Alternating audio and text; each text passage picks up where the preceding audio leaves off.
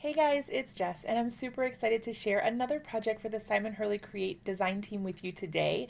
I'm going to be creating a fun thinking of you card that kind of fits the weird times that we're living in right now. Sometimes you want to send a card that's appropriate for the situation, and you might need to modify your stamps a little bit to do that. So I'm really excited to share this one with you. Let's see how it turned out. To get started with today's card, we're going to be using the stamp positioner here. This is a mini Misty, but you can use whatever you have. I like this so that I can get my images stamped correctly and restamp if needed. So I'm just using some scrapbook.com black hybrid ink here, and then I am going to be coloring these. I wanted to do kind of like a fun hugging from afar type card here. So I wanted to give them a cute little scene or background without getting too involved in like coloring out a whole scene or doing a whole lot of marker work. So I wanted to keep the coloring strictly to the two little critters and then do the rest of it with ink blending and the washi tape. So you can see there that I pulled off that washi strip of grass. This is like the coolest thing ever. I absolutely love this little bit of washi tape here because it just makes adding a scene so easy to your cards. So these little guys are actually supposed to be holding flowers. These are from the Flower Pickin' Friends stamp set from Simon's latest release, and they're supposed to be holding flowers, but I thought, how cute would it be if I had them kind of like reaching out across the distance, sending virtual hugs or paper hugs, I don't know, whatever. But I wanted to kind of have a nod to the weird times that we're living in right now and that we can still make cards that fit the occasion. So I didn't do anything really too fancy with the coloring here, just kind of my general alcohol marker coloring where I use my lightest color first, then go in with progressively darker colors, adding just a little less in each color so that I get a nice shaded or shadowed effect. So once I had them all nice and colored, I did go ahead and put that strip of washi tape on. This is like a paper washi, so it is sort of translucent up at the top, so you can still see the bear and the dog through the washi. You don't get like, they're not completely covered, it's not opaque. So I did go ahead and trim off the excess here. I ended up trimming the panel down actually a little more even once I had gotten my ink blending and my scene all done. Just because I felt like my sentiment ended up a little bit off center. So I did end up trimming it down just a touch more, but I think it worked out really well. All right, so I have been dying to get out this stencil. It's called the Lou. I think Simon got the inspiration from like some tile he saw in a bathroom once. You'll have to ask him about the story. I'm sure he'll love to tell it. But yeah, so this is the cutest little stencil here, and I love it. I thought that the design here actually worked really well for giving sort of the appearance of light fluffy clouds on a blue sky.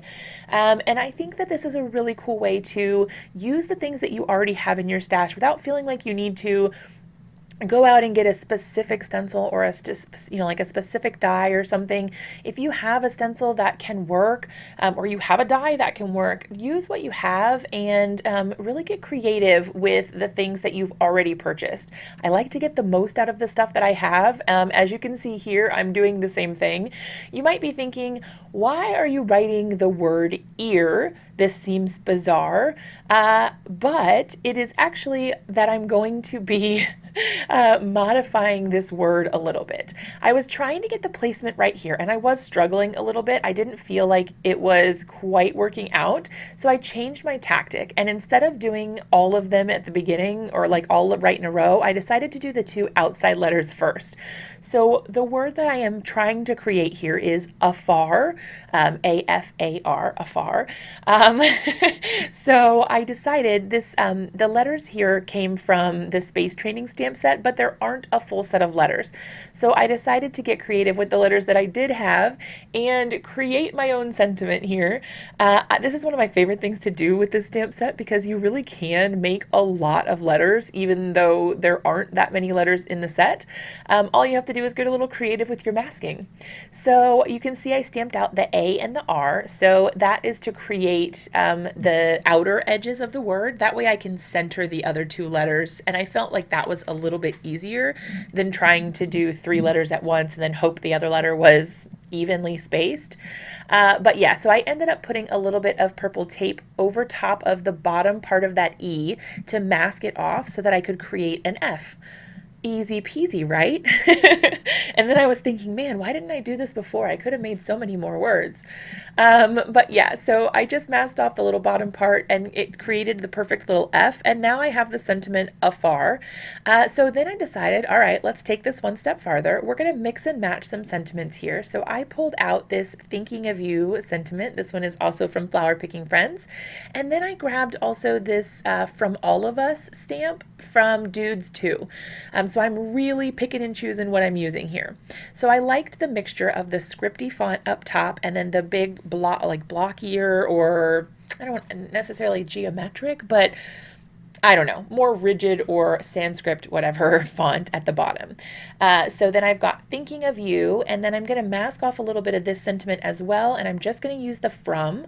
So our whole sentiment will say thinking of you from afar. And then it's got the two little critters on the front reaching out to each other from across the distance.